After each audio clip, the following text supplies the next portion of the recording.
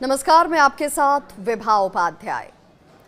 क्या बिहार में एक बार फिर से कोई खेला हो सकता है? क्या बिहार में गठबंधन के सहयोगी क्या बदल सकते हैं? अब आप सोचेंगे कि आखिर मैं ऐसा क्यों कह रही हूँ। तो कहते हैं कि सियासत में बेवजह कुछ नहीं होता और बिहार की सियासत की तो बात ही और है। बिहार विधानसभा बजट सत्र के दौरान मुख्यमंत्री नीतीश कुमार और विपक्ष के नेता तेजस्वी यादव के बीच इशारों ही इशारों में बातचीत होना राजनीतिक हलचल को तेज कर देता है। विधानसभा में देखिए, डिप्टी सीएम सम्राट चौधरी के पास बैठे बैठे सीएम नीतीश कुमार ने तेजस्वी यादव की ओर इशारा किया, जिसका जवाब तेजस्वी यादव ने भी मुस्कुरा कर दिया। ये जवाब भी इशारों में ही दिया गया और इस घटना के बाद से ही ये सवाल राजनीतिक गलियारे में उठने लगे। चर्चाओं का बाजार गर्म हो गया कि क्या बिहार चुनाव से पहले चाचा और भतीजे की सियासी गणित एक बार फिर से बदलने वाली है। बजट सत्र के दौरान जब सम्राट चौधरी सदन में संबोधन दे रहे थे और बजट को लेकर उनकी तरफ से ये संबोधन जारी था, तभी मुख्यमंत्री नीतीश कुमार ने तेजस्वी यादव की ओर देखा और इशारा किया। उन्होंने पहले अपना जिस तरीके से उनका जो बॉडी लैंग्वेज था उससे ये लगता है कि वो वहाँ से उठते हैं और तेजस्वी की ओर संकेत करते हुए नजर आते हैं, जिसके जवाब में तेजस्वी ने हल्की मुस्कान के साथ अपनी प्रतिक्रिया भी दी, यानी सवाल का जवाब भी मुस्कुराहट के साथ दिया गया। दोनों नेताओं के बीच इस एक तरीके से रहस्यमय इशारों की बातचीत ने बिहार के राजनीतिक माहौल को गर्मा दिया है। हालांकि इशारों का सही अर्थ क्या है, ये तो केवल नीतीश कुमार या फिर तेजस्वी यादव ही बता सकते हैं, लेकिन जो जानकार हैं वो इसके मायने जरूर ढूंढ रहे हैं।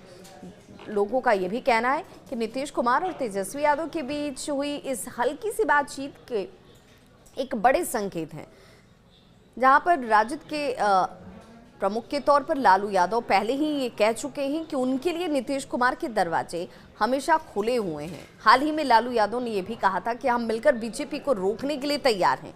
उनके इस बयान हम मिलकर बीजेपी को रोकेंगे का सीधा अर्थ यही निकाला जा रहा है कि उनका इशारा नीतीश कुमार की ओर है। हालांकि तेजस्वी यादव फिलहाल इस संभावना को खारिज करते हैं। नीतीश कुमार फिर से महागठबंधन का हिस्सा बन सकते हैं, इस पर कहीं से कोई गुंजाइश नहीं है। लेकिन अगर राजनीतिक परिस्थितियां अनुकूल हुई तो तेजस्वी भी इस गठबंधन के लिए तैयार हो सकते हैं। इन इशारों का क्या मतलब ये समझा जाए। सिर्फ इतना ही क्यों, राबड़ी देवी के बयान को भी इसके साथ जोड़ा जाना चाहिए, जिसमें इशारों की कोई बात नहीं है। सीधे सीधे साफ शब्दों में राबड़ी देवी ये कह रही हैं कि आप इनका साथ छोड़िए, हम साथ साथ होंगे। तो क्या बिहार की राजनीति में ये साथ साथ अब बदलने वाला है? दूसरी तरफ नीतीश कुमार ने अब तक बीजेपी के साथ बने रहने की बात कही है। वो हर मंच से ये बात दोहराते नजर आए हैं, लेकिन उनकी राजनीतिक रणनीति को जानने, समझने और देखने वाले ये कहते हैं कि कोई भी संभावना खारिज नहीं की जा सकती है। राजनीतिक जो विश्लेषक हैं उनकी भी अगर माने तो नीतीश कुमार सियासत के माहिर खिलाड़ी हैं। 20 सालों का तजुर्बा यूं ही नहीं है। सीट बंटवारे से लेकर चुनावी समीकरण को साधने के हिसाब से नीतीश कुमार सबसे निपुण माने जाते हैं।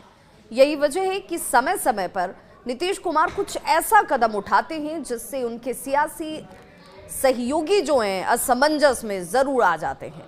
अब तो ये देखना होगा कि बिहार की राजनीति में इन इशारों का खेल किसी बड़े बदलाव की तरफ इशारा कर रहा है या सिर्फ ये एक संयोग मात्र है।